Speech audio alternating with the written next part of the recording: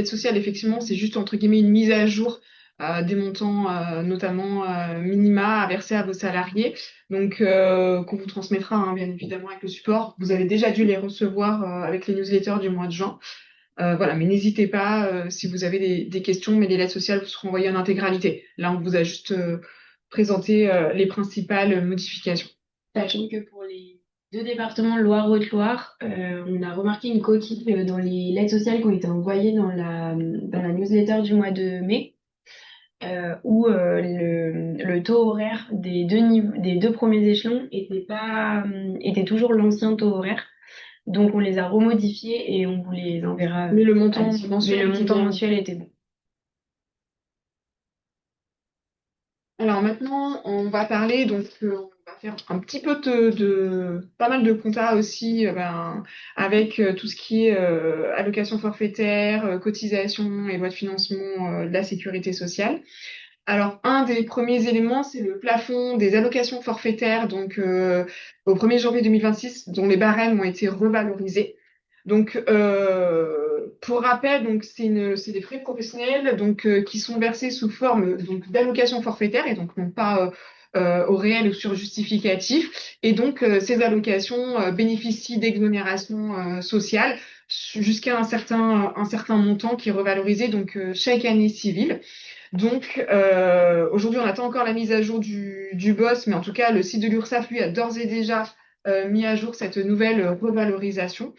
Et pour rappel, donc cette limite d'exonération, elle fonction donc du taux de l'indice des prix. Et donc aujourd'hui, pour 2026, il est de 1,3%. Donc voilà, donc c'est vraiment une question comptable, c'est juste une revalorisation annuelle donc de ce plafond d'exonération des allocations forfaitaires des frais pro, qui sont dans la lettre sociale.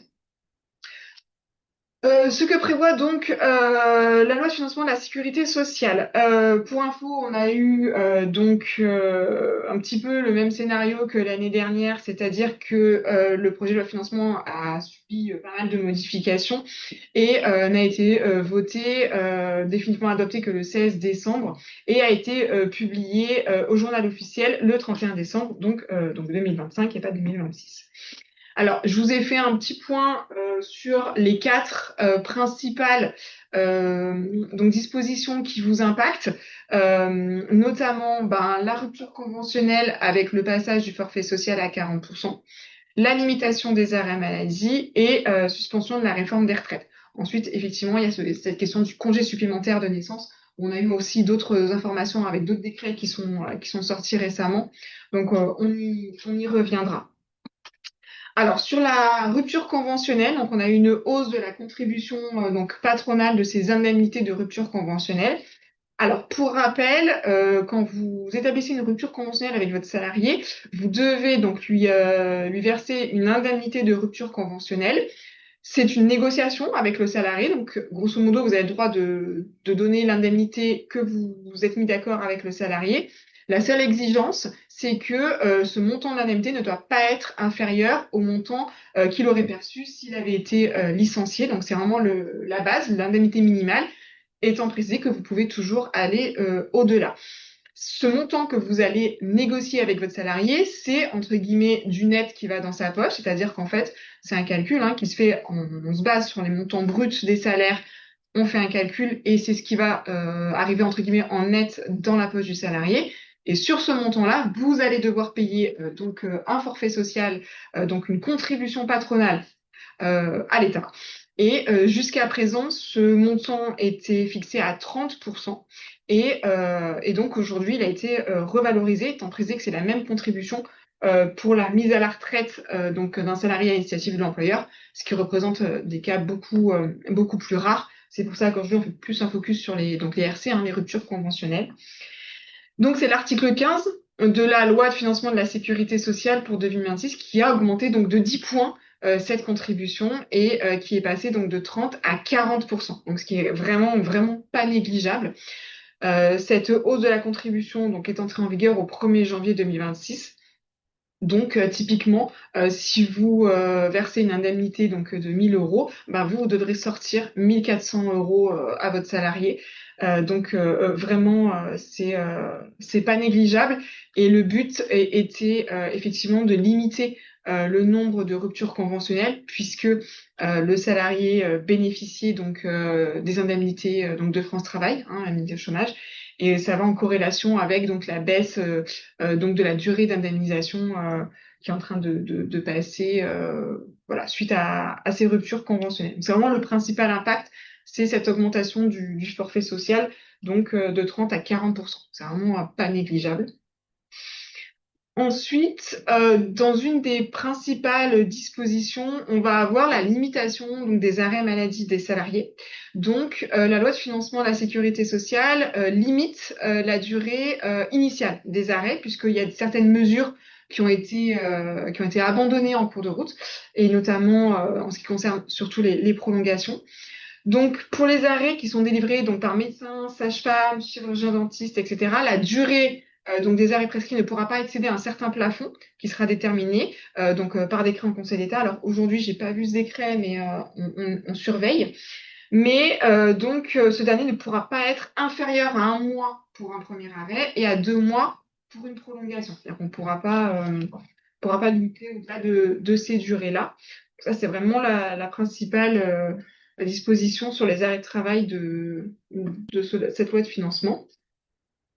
Alors, comme toujours, hein, à chaque fois qu'on prévoit quelque chose, il est prévu des dérogations. Et donc, par exception, donc les prescripteurs, donc les médecins, sages-femmes, etc., pourront déroger à ce plafond à condition donc de mentionner sur la prescription donc les raisons médicales de cette dérogation et en se basant, entre autres, sur les recommandations de la HAS, donc la Haute Autorité de Santé. Et donc, le texte introduit également l'obligation d'indiquer les motifs de l'arrêt sur cet avis de travail. Et ces mesures-là, en revanche, elles n'entreront en vigueur que le 1er septembre. Donc c'est demain. Donc voilà, donc ça c'est vraiment, faudra être un petit peu vigilant par rapport à ça, sur les délais, les durées qui sont prévues par les médecins sur les arrêts. Et toujours, hein, comme très souvent, je me répète, mais c'est pas grave. Euh, Quelle que soit la question, si vous avez un doute, envoyez-nous les arrêts, puis comme ça, nous, on peut vérifier s'ils respectent donc les nouvelles règles ou pas, et puis dans ce cas-là, voir avec le salarié. Mais voilà, pas hésiter à nous adresser les arrêts si vous avez des questions. J'en Oui. profite. Faites attention aussi parce que je l'ai vu passer pas mal de fois ces derniers temps. Euh, il y a eu une nouvelle obligation de format d'arrêt de travail. Et aujourd'hui, c'est des formats électroniques qui ont un QR code, qui sont très identifiables et dont, en fait, la sécurité sociale n'accepte que ce type d'arrêt. Donc, quand vous recevez de la part de votre salarié une photo ou une copie d'un arrêt qui soit écrit à la main sur les anciennes Version. feuilles, versions, voilà, les versions un peu Ouais. orange, des choses comme ça, tout écrit à la main, ce sont pas des versions qui sont valables en tant que telles. Donc, bien faire attention à ça. Et du coup, pas hésiter à demander à vos salariés la version conforme ou à prendre contact avec la sécurité sociale. Ouais, directement, si vous avez un doute, effectivement, vous pouvez contacter la CPM. Troisième disposition, voilà, dont on va pas forcément s'attarder, mais c'est important quand même de le noter puisque ça va concerner un certain nombre donc de salariés, mais aussi de travailleurs indépendants. Ce projet, donc cette loi de financement de la sécurité sociale, donc a suspendu certaines conditions, hein, bien sûr, la réforme des retraites. Pour rappel, cette réforme, donc qui commence à dater finalement de 2023, a allongé l'âge légal de départ à la retraite donc de 62 à 64 ans pour les assurés qui étaient nés à partir du 1er janvier 1968. Pour les assurés qui étaient nés avant, c'est-à-dire entre le 1er janvier 61 et le 31 décembre 67, l'âge était fixé de manière croissante, donc c'était 3 mois par génération. Et pour avoir un taux plein, donc cette nouvelle réforme imposait donc d'atteindre les 172 trimestres nécessaires dès 2027 et non plus 2035 comme c'était prévu. Et donc ça s'appliquait pour la génération, en tout cas de 1965. Cette loi de financement de la sécurité sociale pour 2026 donc a suspendu donc ce report de l'âge légal de départ à la retraite et a relevé la durée d'assurance requise pour bénéficier d'une retraite à taux plein. Donc le texte, en fait, a décalé d'une génération le rythme du calendrier qui était prévu dès le départ, donc de 62 à 64 ans. Concrètement, ça signifie que pour les assurés donc de 1964 à 1968, ils pourraient partir 3 mois plus tôt que ce qui était prévu. Alors effectivement, hein, ça peut paraître à la fois peu, mais en même temps, c'est toujours 3 mois de prix, entre guillemets. Et donc, il abaisse de 1 à 2 trimestres la durée requise donc pour le bénéfice d'une retraite à taux plein donc pour ces salariés, donc 1964 et 1965. Alors, par contre, cette suspension ne s'applique que sur les pensions qui prendront effet à compter du 1er septembre 2026. Donc, ceux qui partiraient éventuellement en ce moment ne bénéficieraient pas de ce report et donc bénéficieraient de la réforme telle qu'elle a été prévue en 2023. Et pour que les assurés donc, puissent bénéficier de ce départ anticipé de 3 mois pour les carrières longues, inaptitudes, etc., à compter de cette date du 1er septembre 2026.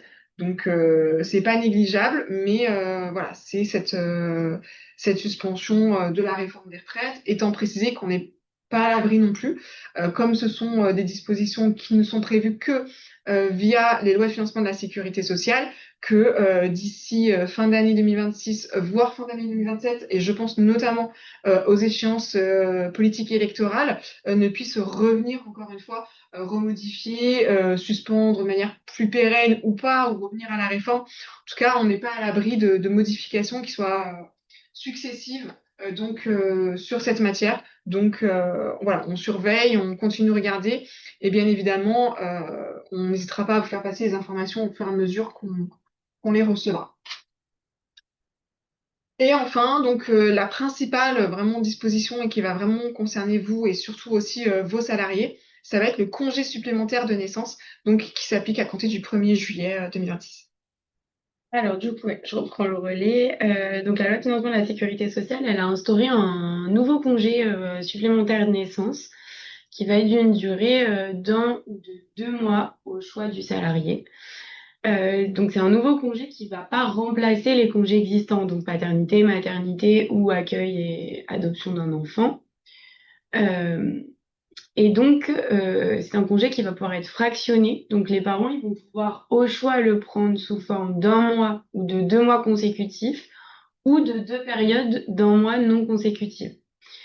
L'exigence, c'est que du coup, ce congé, il va, non, pas l'exigence, du coup, je reviens. Donc, ce congé, il va pouvoir être pris simultanément l'un et l'autre des parents ou l'un après l'autre. Et par contre, il doit être pris dans un délai maximal de 9 mois, suivant la naissance ou l'arrivée de l'enfant dans le foyer. Et il y a une petite disposition transitoire du coup pour les naissances qui sont intervenues avant l'entrée en vigueur de la loi, donc avant le 1er juillet 2026, donc depuis le 1er janvier 2026 jusqu'au 30 juin. Le délai maximal de 9 mois commencera à courir au 1er juillet. Voilà, donc c'est un congé qui peut être utilisé du coup à compter du 1er juillet 2026 et pour les enfants nés ou adoptés depuis le 1er janvier 2026. Et donc on aura un délai de prévenance pour demander ce congé à son employeur d'un mois. Donc du coup, le congé étant demain, hein, on peut se le dire, vos salariés peuvent déjà vous faire la demande et pouvaient déjà vous faire la demande depuis le 1er juin. Donc c'est un congé qui va être ouvert et qui sera pris à l'issue des congés légaux, donc maternité, paternité ou accueil et adoption. Par contre, pour les congés d'accueil de l'enfant ou d'adoption, le salarié qui ne remplissait pas les conditions et qui du coup n'a pas pu exercer ce droit à congé parce qu'il n'avait pas les conditions requises pour bénéficier du versement des IJSS, il pourra quand même bénéficier du coup du congé supplémentaire de naissance, même s'il n'a pas pris son congé d'accueil de l'enfant ou d'adoption. Voilà. C'est un congé qui doit être pris sous la forme d'un congé complet. Donc, c'est pas comme le congé parental qu'on peut faire à temps partiel. Là, c'est vraiment un congé complet. On ne travaille pas. Et donc, le salarié ne peut pas, le ou la salariée, hein, ne peuvent pas exercer d'activité pendant ce congé. Donc, aucune activité. Et ensuite, donc c'est un congé qui est indemnisé par la sécurité sociale par le biais de versement d'indemnités journalières, qui donc est prévu pendant ce congé et à condition de remplir certaines conditions qui sont prévues par décret. Et donc, vous aurez à l'issue de ce webinaire une fiche explicative avec notamment toutes les conditions et beaucoup plus détaillée que ce que nous abordons pendant ce webinaire. Voilà. Et donc, pendant cette période, les indemnités journalières, ça sera 70% de l'assiette des salaires pris en compte pour le calcul des indemnités journalières de maternité ou de paternité pour le premier mois, et ça sera donc 60% pour le second mois, si il y a un second mois. Alors, petite question, parce qu'on a déjà eu le cas. Attention, c'est le délai de prévenance d'un mois, effectivement, c'est ce qui est prévu par le texte. Par contre, si le salarié ne le respecte pas, est-ce que c'est possible de lui refuser ou pas ce congé? Ça nous semble quand même un petit peu compliqué de refuser le congé juste parce qu'il n'a pas respecté le délai de prévenance. Donc voilà, essayer Faudrait de... qu'on se plonge un peu plus Voilà, dans les textes et qu'on voit on n'a pas après vu, en tout cas, de sanctions. comme le congé n'est pas appliqué, on n'a pas vraiment de recul C'est ça. pour vous dire sans risque, oui, il respecte pas le délai de prévenance, donc on peut le refuser. Pour le moment, on peut pas trancher la question. Après, voilà, si vous êtes d'accord et que c'est un commun accord, Voilà. on se posera pas la question. Par contre, C'est ça. Et si vous savez que vous avez des salariés qui vont vous demander un congé paternité ou maternité sous peu ou qui sont en train de le faire, n'hésitez pas à bien leur rappeler, voilà, que s'ils veulent prendre ce congé, il y a bien ce délai de prévenance à respecter. Comme ça, au moins, on cadre les choses. Puis, par expérience, une petite piqûre de rappel n'est jamais de trop. Si vous avez des questions sur le congé supplémentaire, étant précisé que voilà, tous ces éléments, on aura une note qui a été rédigée et aussi une infographie de la CAPEB nationale. Donc, on vous diffusera avec ce support. Alors, petit rappel qu'on fait chaque année pour le premier semestre sur la déduction forfaitaire spécifique, la DFS, donc l'abattement professionnel. Donc qui fait l'objet d'une diminution progressive depuis déjà quelques années. Donc c'est vraiment une petite piqûre de rappel pour le coup. Donc le taux jusqu'au 31 décembre était fixé donc à 8% et chaque année il baisse d'un point. Et donc jusqu'à sa suppression donc complète et définitive au 1er janvier 2032. Donc, à compter du 1er janvier 2025, donc le taux est réduit d'un point chaque année et 1,5 donc les deux dernières. On réaccélère un petit peu. Et donc, qui est plafonné, donc, cette déduction par année civile à 7 600 euros. Et donc, pour l'année 2026, on est à un taux de 7%. Donc, je vous ai remis aussi le petit tableau. Donc, voilà, ici, on se retrouve, donc, 1er janvier 2026, il est à 7%. Et puis, chaque année, on va diminuer. Puis, arrivé en 2030, il va passer de 3, non pas à 2, mais à 1,5. Et ce sera donc l'année 2031, ce sera la dernière année au cours de laquelle vous pourrez appliquer cette DFS. Et donc, à partir de 2032, elle n'existera plus, étant précisé que depuis 2023, 2024 même, depuis la première année de la diminution, la CAPEB avait sollicité donc l'État pour bien demander confirmation que les adhérents du bâtiment, donc du BTP, pouvaient quand même continuer à bénéficier de cette DFS pendant cette période progressive, donc ce qui est le cas. Donc raison pour laquelle aujourd'hui, voilà, on est là-dessus. On va passer du coup à un sujet qui a fait l'objet d'une jurisprudence en septembre 2025. C'est les arrêts maladie pendant les congés payés des salariés.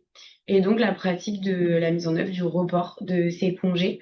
Donc, par un arrêt du 10 septembre 2025, la Cour de cassation elle est venue opérer un revirement de jurisprudence et elle est venue reconnaître que désormais un salarié qui tombe malade pendant ses congés payés a le droit de bénéficier du report de ces congés-là, euh, coïncidant du coup avec une période d'arrêt de travail. Donc s'il tombe malade et qu'il a un arrêt, alors qu'il était en congé, on va reporter du coup les congés qui lui restaient, puisque l'arrêt maladie va venir prendre le dessus. Donc du coup, c'est vrai que la Cour de cassation a estimé qu'il convenait de distinguer les congés payés qui visent à permettre aux salariés de disposer d'une période qui nous permet de se détendre et de profiter de loisirs, et l'arrêt maladie pendant lequel voilà, le salarié est malade, donc ce qui engendre une incapacité de travail et donc par conséquent une incapacité de profiter de ces moments de détente et de loisirs. Voilà. Donc avant, il y avait quand même c'était le premier, hein, c'était d'abord en congé puis en arrêt, c'était le premier dans le temps entre guillemets qui primait. Et bien là, en fait, quelles que soient les dates, ça va être toujours l'arrêt maladie qui va primer sur les congés. Donc c'est quand même pas négligeable. Passeport prévention, pareil, petite redite, en fait, c'était un passeport qui a été créé suite à l'ANI, donc l'accord national interprofessionnel de décembre 2020. Donc pour renforcer donc la prévention en santé au travail. C'est un passeport, en fait, on appelle ça passeport, mais c'est un site, hein, clairement, qui va répertorier toutes les formations et les certifications en matière de santé et sécurité dont bénéficient vos salariés. Donc ça va récapituler et répertorier toutes les formations qu'ils ont ou vont effectuer au cours de leur activité professionnelle au sein de votre entreprise ou avant. Et donc le 16 mars, c'est l'espace employeur qui a été ouvert. Donc on vous a mis, on mettra dans les documents le site, l'adresse du site internet avec cet espace employeur que vous allez ouvrir, étant précisé que ce passeport, donc il y aura l'espace employeur, l'espace salarié, et chacun d'entre vous donc pourront incorporer donc toutes les attestations de formation donc de vos salariés sur ce passeport donc qui répertoriera donc toutes ces formations et notamment par exemple prévention des chutes en hauteur, SST, donc sauveteur, secouriste du travail, etc. Toutes les formations de ce type ou même éventuellement les CACES pourront bénéficier donc être inclus dans ce passeport. Donc voilà, c'est pas quelque chose qui est nouveau, mais ce qui est nouveau, c'est que ça y est, il est effectif et l'espace employeur donc a ouvert à compter du mois de mars. Alors, l'apprentissage. Alors, effectivement, l'apprentissage, puisque au terme de l'année 2026, la loi de finances n'avait pas été votée et promulguée, surtout, en fait, c'est ça qui comptait, la reconduction de l'aide exceptionnelle, en fait, n'avait pas pu se faire. Donc, ça veut dire que tous les contrats qui étaient conclus à compter du 1er janvier ne pouvaient pas bénéficier de cette aide entre guillemets, je dirais pas l'erreur, mais en tout cas cette problématique a été rectifiée suite à un décret donc qui a été publié au journal officiel le 7 mars. Toujours garder à l'esprit que souvent les applications se font à compter du lendemain de la publication au JO. Donc ce texte, en fait, n'a fait que remettre en place l'aide exceptionnelle qui existait, puisque le montant n'a pas changé en 2026 en tout cas. Et donc, elle remet en place cette aide exceptionnelle pour les contrats d'apprentissage, donc qui étaient conclus à compter de son entrée en vigueur, soit donc le lendemain de la publication, le 8 mars 2026, et dont la date de début d'exécution intervient avant le 1er janvier 2027. Éventuellement, voilà, comme vous le savez, vous pouvez très bien signer un contrat à une date, mais qu'en fait, il ne va commencer à courir que après, par exemple, typiquement à compter de la rentrée, souvent au CFA. Donc, très attention, les contrats qui ont été conclus entre le 1er janvier et le 7 mars 2026 n'ouvrent pas droit à cette aide exceptionnelle à l'apprentissage. Donc, eux, par contre, ils n'en bénéficient pas puisque le texte n'avait pas été voté dans les temps. Donc, alors, effectivement, à mon sens, pour l'instant, on n'a pas encore eu de cas recensés puisque très très souvent les contrats se signent un peu en ce moment entre mai, juin, juillet pour les rentrées de scolaires de septembre au CFA. Donc voilà, donc faites attention à la date de signature, mais non, maintenant tout est censé être rentré dans l'ordre depuis le 8 mars 2026. La réforme, donc réduction générale dégressive unique, donc ce qu'on appelle la réforme RGDU, hein, pour parler un petit peu vulgairement, pardon. Donc on a le taux de la cotisation patronale d'assurance vieillesse, qui avait été déplafonnée. Donc elle a été rehaussée donc à 2,11%, donc en application du décret donc qui date du 31 décembre 2025. Toujours agréable, hein, les petits décrets du 31 décembre. Donc, en échange de ce taux de cotisation déplafonné qui a été remonté, le texte, lui, pour contrebalancer un petit peu cet effet-là, donc réduit la part mutualisée de la cotisation AT-MP et notamment à 0,49%. Et par contre, toutes ces évolutions-là, en fait, vont modifier donc le coefficient de calcul de cette nouvelle réduction générale dégressive unique qui va en fait regrouper en fait les d'autres d'autres réductions de cotisations et notamment les réductions de cotisations entre guillemets, entre autres AT-MP. Donc, c'était prévu depuis déjà l'année dernière. On avait déjà fait une première information dessus, mais là, ça y est, c'est effectif. Donc, raison pour laquelle on vous en reparle. Donc, le 1er janvier 2026, c'est l'entrée en vigueur de cette nouvelle réduction générale dégressive des cotisations patronales, donc qui est ensuite unique, donc en fait qui est issue de la loi de financement de la sécurité sociale de l'année dernière, et donc qui aussi s'applique à partir de 2026, puisque ces paramètres avaient été fixés dès fin 2025, et donc on supprime, puisqu'ils sont intégrés dans cette nouvelle réduction, les taux de cotisation assurance maladie, allocation familiale. Donc, comme annoncé donc par le BOSS, Bulletin officiel de la sécurité sociale, donc ce fameux décret du 31 décembre 2025 révise donc ce taux de cotisation patronale vieillesse ainsi que la réduction. Donc, ça a eu des répercussions, donc, comme je disais, sur le calcul de la RGDU.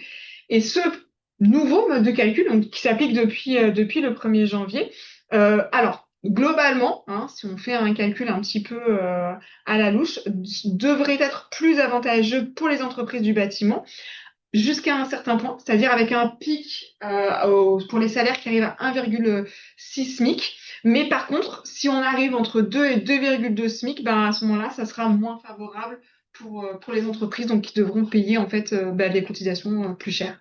Concrètement, c'est ça qui va se passer. Donc pour jusqu'à 1,6 SMIC, eh ben, c'est avantageux, et de 2, grosso modo, de 2 à 1,2, là par contre, vous allez payer plus cher pour faire quoi.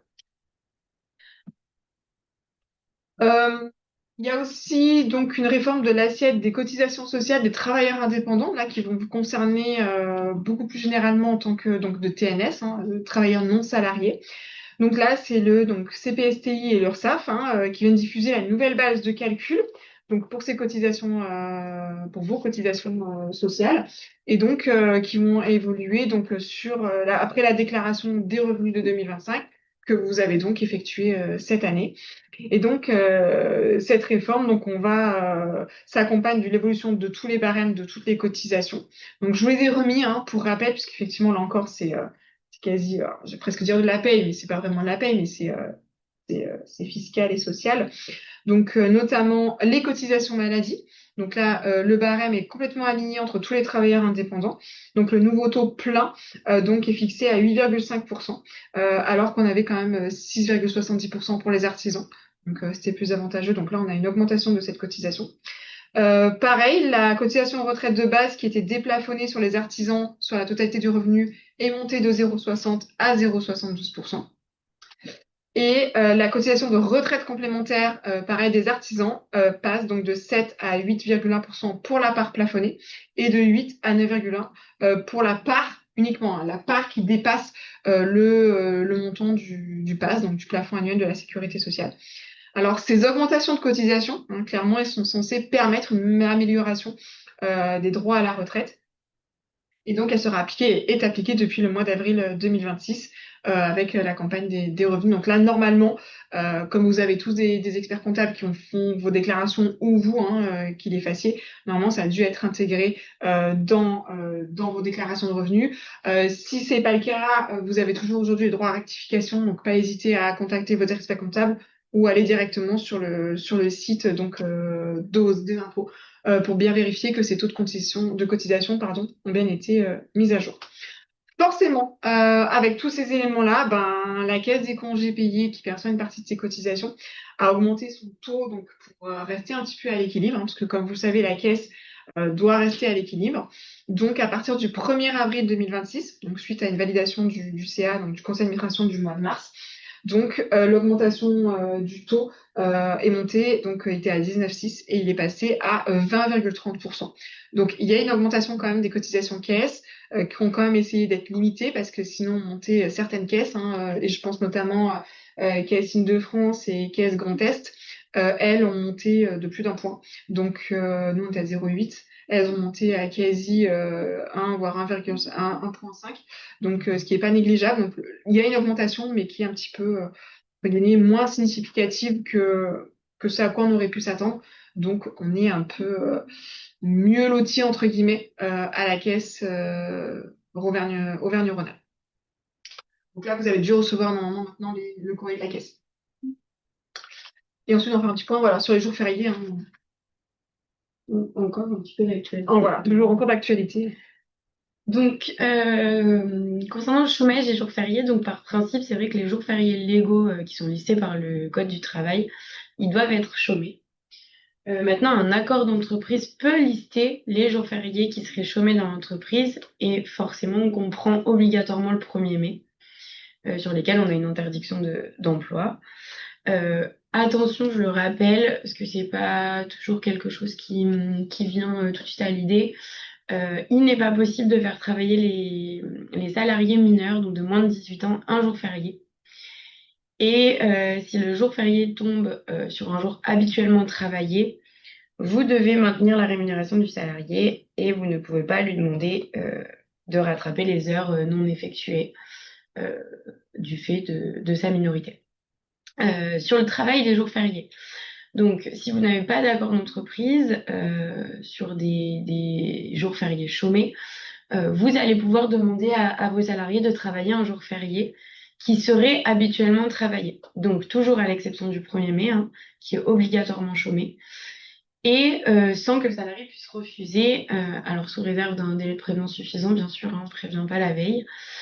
Voilà. Ces heures travaillées en jour férié, elles vont constituer du temps de travail effectif et donc entrer dans le décompte de l'horaire hebdomadaire du travail pour l'appréciation des seuils d'heures sup. Donc ça peut déclencher des heures supplémentaires. La rémunération du jour férié travaillé, elle est prévue par les conventions collectives du bâtiment. Et donc, en pratique, ça représente, donc pour les ouvriers et les étames, les conventions collectives prévoient que les ouvriers et les étames vont bénéficier du maintien de la rémunération, donc comme si le jour férié était chômé, et du paiement des heures qu'ils vont effectuer à 100%. Donc en fait, ça revient à payer le jour férié double. Et par contre, pour les cadres, ils auront uniquement le maintien de la rémunération, qu'ils travaillent ou non le jour férié, donc on n'aura pas un doublement de rémunération. Concernant le paiement des jours fériés non travaillés, on a des conditions d'ancienneté minimale. Donc pour les ouvriers, en principe, pour bénéficier du maintien de la rémunération, il est exigé une ancienneté minimale de 3 mois dans l'entreprise et quel que soit le type de contrat. Donc CDD, CDI, les contrats de professionnalisation, apprentissage, tout ça. Mais la convention collective, elle prévoit que des dispositions un peu dérogatoires pour les ouvriers qui auraient une ancienneté inférieure à 3 mois et qui pourraient bénéficier du maintien de leur rémunération sur ces jours fériés non travaillés s'il justifie de certaines conditions. Donc on vous enverra une fiche beaucoup plus détaillée à l'issue du webinaire. Avec ces conditions de dérogation. Conditions dérogatoires.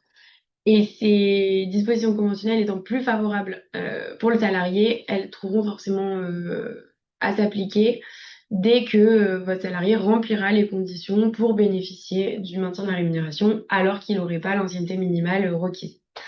Pour les états et les cadres, c'est pareil, on exige une ancienneté minimale de 3 mois dans l'entreprise.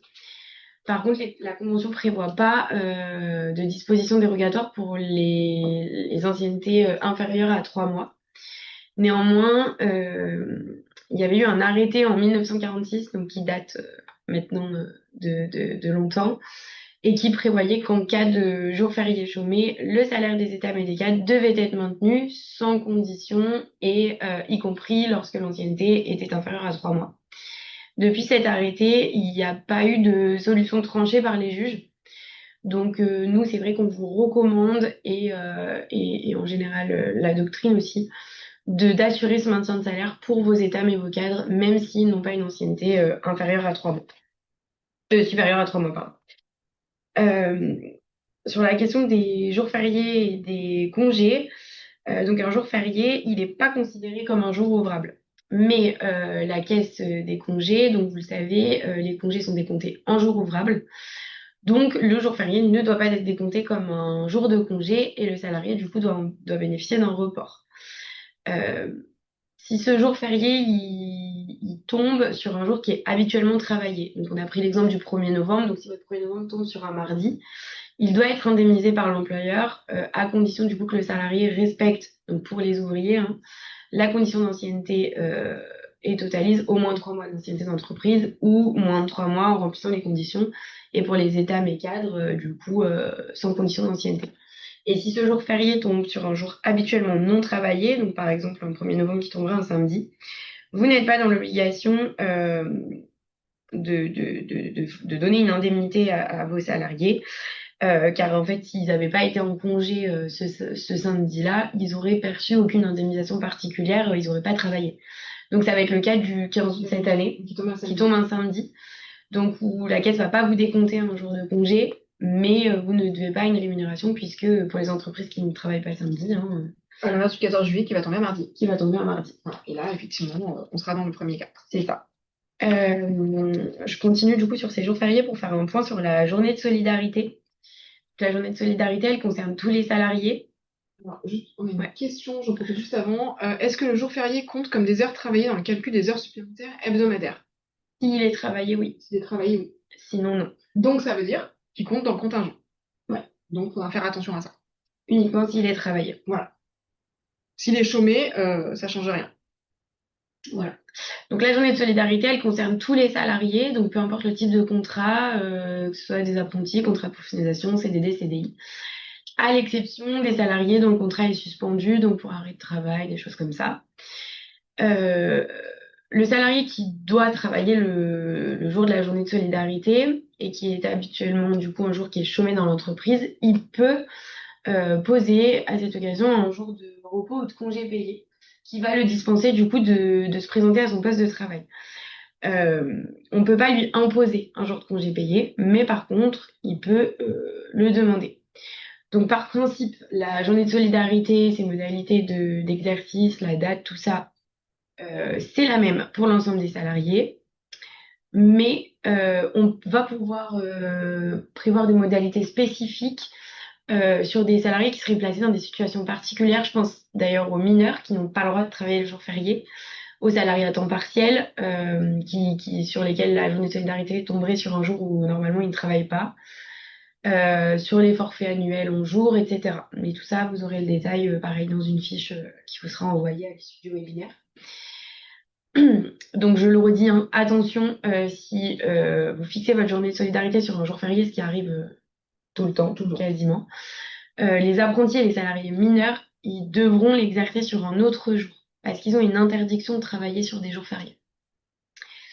Donc tout ce qui est modalité d'exécution de la journée de solidarité, sa date et tout ça, sont fixés par accord d'entreprise ou décision unilatérale de l'employeur, après consultation du CSE si vous en avez un, et sinon par décision unilatérale sans consultation.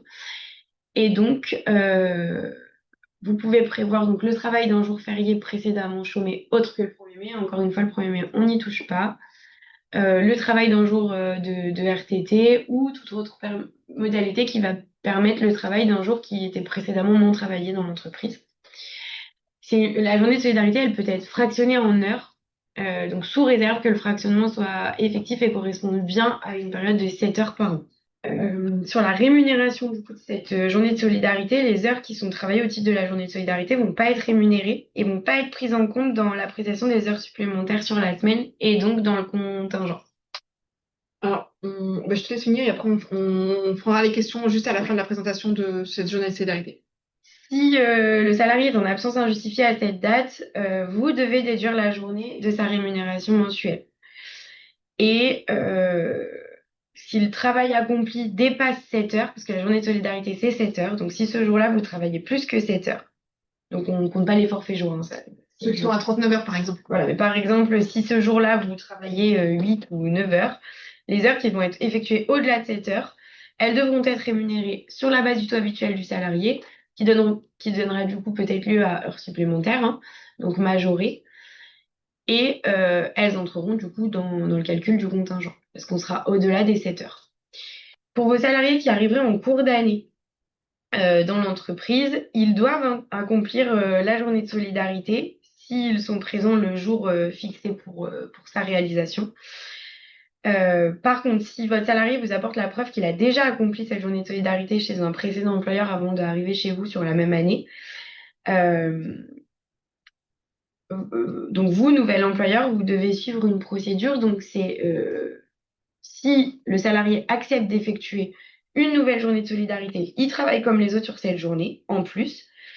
Et par contre, il sera rémunéré pour les heures accomplies avec les majorations suivantes en cas d'heures supplémentaires ou d'heures complémentaires. Et ça rentrera dans le contingent. En fait, ils vont travailler avec les salariés qui feront une journée de solidarité, mais pour eux, ça ne sera pas une journée de solidarité, donc il faudra les payer et majorer les heures supplémentaires qui seraient du coup potentiellement effectuées. Et si le salarié refuse d'effectuer une nouvelle journée de solidarité parce qu'il l'a déjà effectuée sur la même année chez son précédent employeur, vous pouvez pas lui obliger et il ne pourra pas faire l'objet d'une sanction disciplinaire, d'un avertissement ou autre pour avoir refusé d'effectuer cette journée-là. Juste, on va prendre une question sur la journée de solidarité, Oui. donc j'en ai trois. Je pensais que les apprentis mineurs n'avaient pas effectué la journée de solidarité. Alors, je vérifierai, mais j'ai pas cette. On va revérifier pour être sûr. Mais j'ai pas cette indication. Par contre, c'est vrai que Comme on c'est un peut jour y férié. penser parce que comme la journée de solidarité est quasiment tout le temps mise sur un jour férié, Parce qu'en fait, en général, maintenant, c'est Pentecôte. Hein, oui, c'est en général, c'est Pentecôte. Comme vos mineurs n'ont pas le droit de travailler sur un jour férié, forcément, ben, on peut faire l'amalgame. C'est ça. On vérifiera quand même pour être sûr et on reviendra vers vous. Et si le salarié a demandé une période de congé sans solde à la date de la journée de solidarité, doit-on la faire plus tard? Alors, non, il va pouvoir le poser. Par contre, du coup, à mon avis, ça sera comme une journée d'absence injustifiée. Je pense qu'il faudra le déduire de la paye quand même. Voilà, donc ce sera une absence justifiée mais non rémunérée du coup. Dans tous les cas, non rémunérée parce que c'est un congé C'est ça. sans solde, mais vous devrez le déduire de la paye C'est au ça. titre de la journée de solidarité. Voilà. Et pareil, enfin pareil non, mais si le salarié est en congé paternité le jour fixé, doit-il la faire à son retour? Alors moi je dis non, puisque son contrat de travail est suspendu.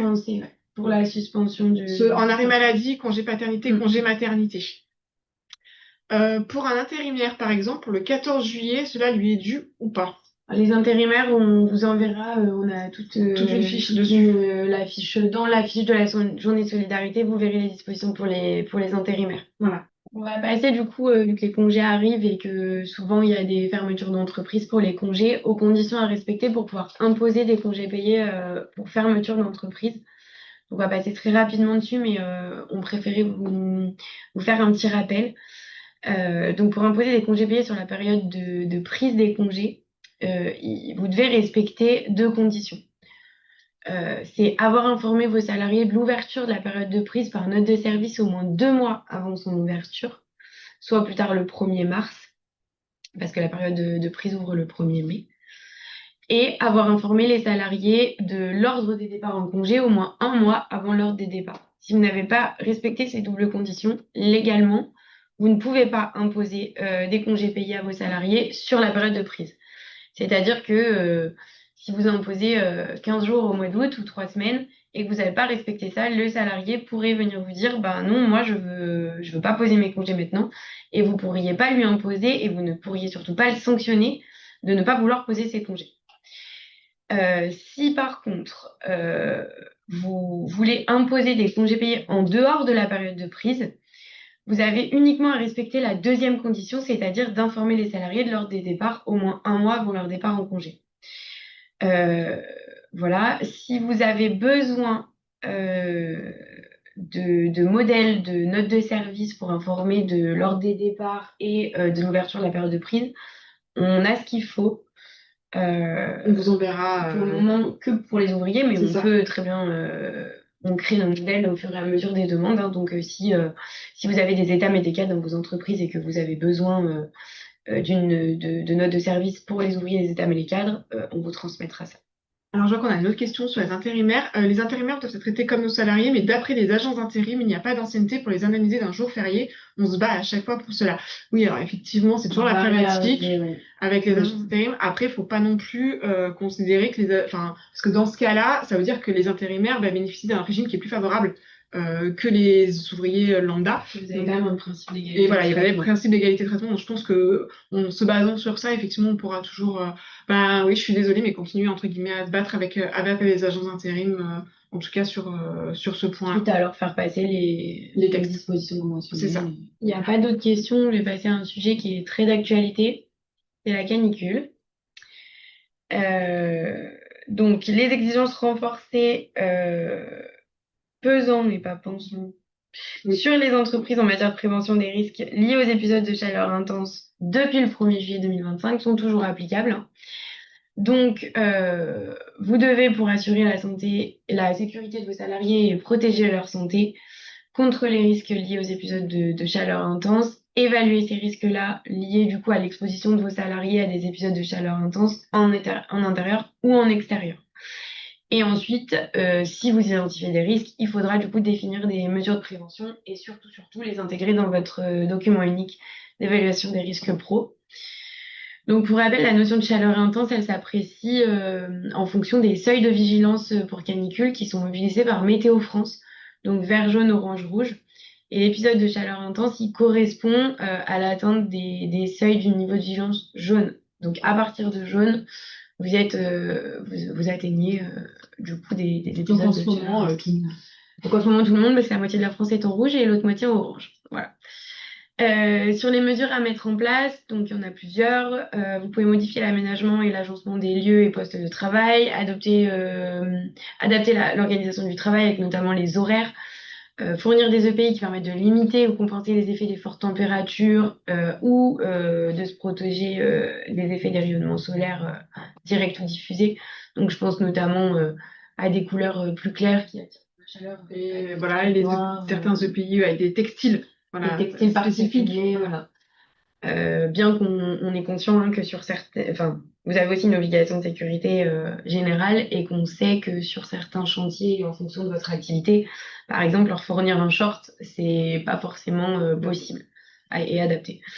Vous pouvez aussi augmenter autant que nécessaire l'eau potable fraîche mise à disposition, etc. Il y a plein de mesures à mettre en place. Si vous ne pouvez pas mettre en place l'eau courante sur les chantiers, on vous le rappelle, la quantité d'eau à mettre à disposition de vos salariés, elle doit être au minimum de 3 litres par jour et par personne. Pour tout ce qui est canicule, on refera passer la note ainsi que toutes les notes de service qui sont dedans pour notamment la modification des eaux. C'est ça. Et aussi éventuellement l'activité partielle. Éventuellement. Avec la canicule. Est-ce que cela concerne aussi les travaux en intérieur? Ça concerne en intérieur maintenant, très souvent. En intérieur, vous allez être moins concerné, moins impacté par tout ce qui est chaleur, bien que ça dépend du logement, ça dépend, voilà. Vous pouvez considérer qu'un poseur de Pâques, quand il commence à faire la mise en service avec toutes les chaleurs, etc. Dans la maison, il fait déjà 35 degrés. Faut faire attention et regarder ce que vous pouvez mettre en place, notamment les ventilateurs, des choses comme ça. C'est ça. Ouais. Chez les particuliers, c'est d'arriver à 5 heures du matin. Alors, non pas 5 heures, mais par contre 6 heures. Souvent, voilà, on peut partir à partir de 6 heures. C'est pour ça que on vous laisse aussi les infos sur tout ce qui est le chômage intempérie pour la canicule. C'est ça. Parce qu'on sait que matériellement, des fois, pour vous, c'est compliqué quand vous bossez chez des particuliers de débarquer à 6 heures du matin. Un salarié peut-il nous imposer des EPI, short ou autre? Alors, short, par exemple, pour moi, non. Après, il peut vous demander effectivement de lui mettre à disposition des EPI adaptés à la température et adaptés à son activité professionnelle. Effectivement, le short sur un charpentier ou un couvreur, ça va être beaucoup plus compliqué que, par exemple, c'est une bêtise, hein, peut-être pour un plâtrier peintre ou autre. Par contre, effectivement, à bien veiller à leur donner et à garder une trace des EPI spécifiques que vous leur donnez et pas hésiter à vous rapprocher de l'OPP-BTP dont vous dépendez. Donc, on vous remettra les coordonnées si nécessaire. Voilà, pour bien vérifier quel type de pays, en fonction de quelle activité et quel type de poste vos salariés ont, pour que ce soit le plus adapté possible. Si produit protection crème solaire, on a eu la question. Oui, mais faire attention parce que ça reste quand même des produits, donc on ne sait jamais il y a des allergies ou autres. Mais effectivement, l'idée c'est de leur mettre à disposition tous les éléments. De les protéger. Et de les protéger puisque vous êtes vraiment soumis à une obligation de veiller à leur santé et à la sécurité Et je rappelle que c'est une obligation de résultat. Donc, deux précautions valent mieux qu'une. Si vraiment c'est compliqué de mettre en place certains EPI, etc., bah, dans ce cas-là, effectivement, la dernière des solutions, ce sera l'activité partielle avec le chômage intempérie canicule, puisque au moins vous aurez respecté votre obligation. C'est pas forcément la solution la plus, entre guillemets, parfaite, mais c'est celle qui vous aussi permettra de respecter votre obligation, même si c'est compliqué en termes de chantier, de planning, etc. On le conçoit. Après, effectivement, le but aussi, c'est de vous protéger en tant qu'employeur. Peut-on passer de 4 jours à 13, 5 jours? Travail. Alors, votre semaine de 4 jours, normalement, elle doit être prévue par accord collectif, par accord d'entreprise, ou éventuellement la conf autorise, enfin nous a indiqué qu'on DE. pouvait le faire par DE si vous avez un seul salarié, ça sert à rien de passer par accord collectif, quoi. Euh, et donc, ça va dépendre des dispositions, selon moi, de votre accord. C'est ça. Et En fait, ça dépend ce si qu'il la prévoit. semaine de 4 jours, vous l'avez prévu, mais que vous avez indiqué que pour des circonstances particulières, Vous pouvez vous revenir. pourriez revenir à la semaine de 15 jours sur une période. C'est ça. Et s'il y a rien, on connaît la pratique, des fois effectivement l'accord n'existe pas, mais la pratique fait que, dans ce cas-là, voir C'est pour... difficile de l'imposer pour ça. C'est ça, ce sera Plutôt de difficile. proposer que de Voilà. l'imposer. En leur expliquant la situation, souvent en expliquant dans des réunions, ça passe entre guillemets un petit peu plus facilement. Après, le problème, c'est que si on peut pas vraiment imposer juridiquement et que le salarié ne le fait pas, après, d'un autre côté, c'est difficile de sanctionner à ce niveau-là. Donc le refus de travailler un jour de plus alors que c'est pas prévu ou même que ce soit dans son contrat. Donc toujours essayer de privilégier vraiment le dialogue et la communication avec vos salariés. Et là pour le coup ce sera vraiment du cas par cas.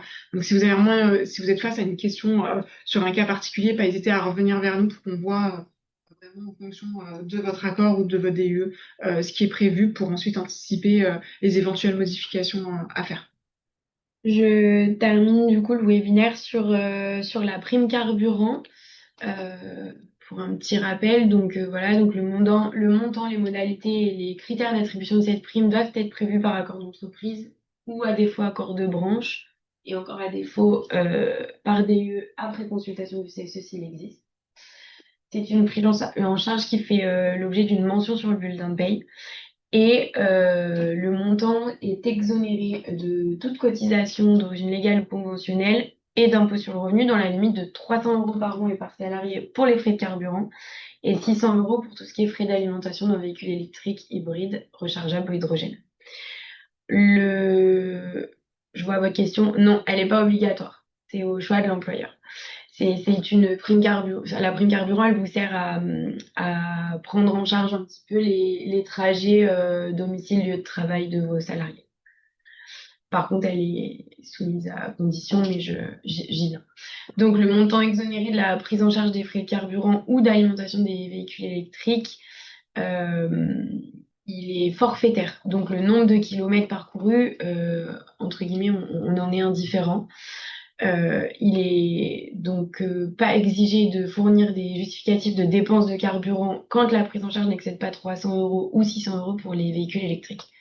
Par contre, vous devez être en mesure de produire en cas de contrôle les justificatifs relatifs donc au moyen de transport utilisé par le salarié, à la distance qui sépare son domicile et son lieu de travail, à la puissance fiscale du véhicule et au nombre de trajets effectués chaque mois. La prise en charge, elle est pas, par contre pas cumulable avec la déduction spécifique pour des frais propres à certaines professions.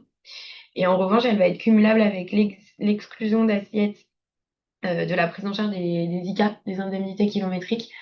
Mais le montant total qui est exclu de l'assiette de cotisation et de contribution issu des deux versements, donc indemnité kilométrique et prime carburant, ne doit pas excéder le montant total des frais réellement engagés par le salarié pour effectuer ses trajets entre sa résidence habituelle et son lieu de travail. Je fais une petite aparté. Vous aurez une fiche sur la prime carburant avec notamment les conditions pour pouvoir bénéficier de cette prime.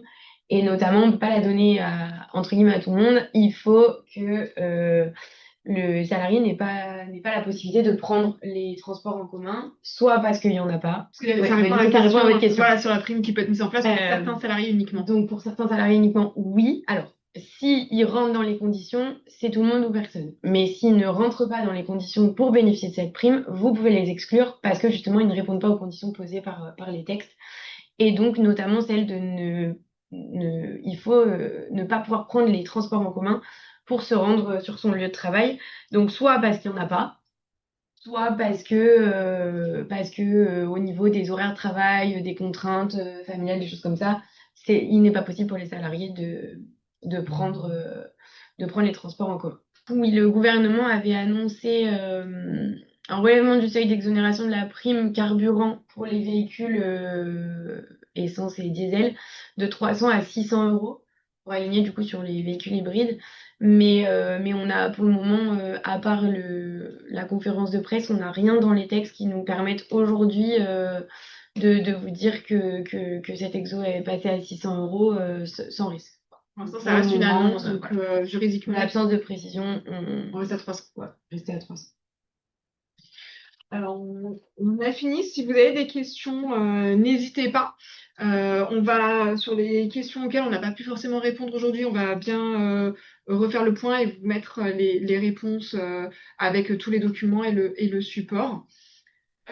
Juste une dernière question, je reviens sur le passeport prévention. Est-ce que ce dernier va suivre le salarié tout au long de sa carrière? Alors oui, le principe, c'est qu'effectivement, ça suit le salarié, il aura son passeport prévention, même s'il change d'entreprise. Comme ça, il pourra éventuellement justifier auprès d'un nouvel employeur d'avoir d'ores et déjà effectué une formation dans un délai assez court au sein d'un précédent employeur, par exemple. Merci à vous, Merci à vous passez une bonne tous. journée, à très bientôt et un bel été à ceux que nous ne reverrons pas ou non pas au téléphone.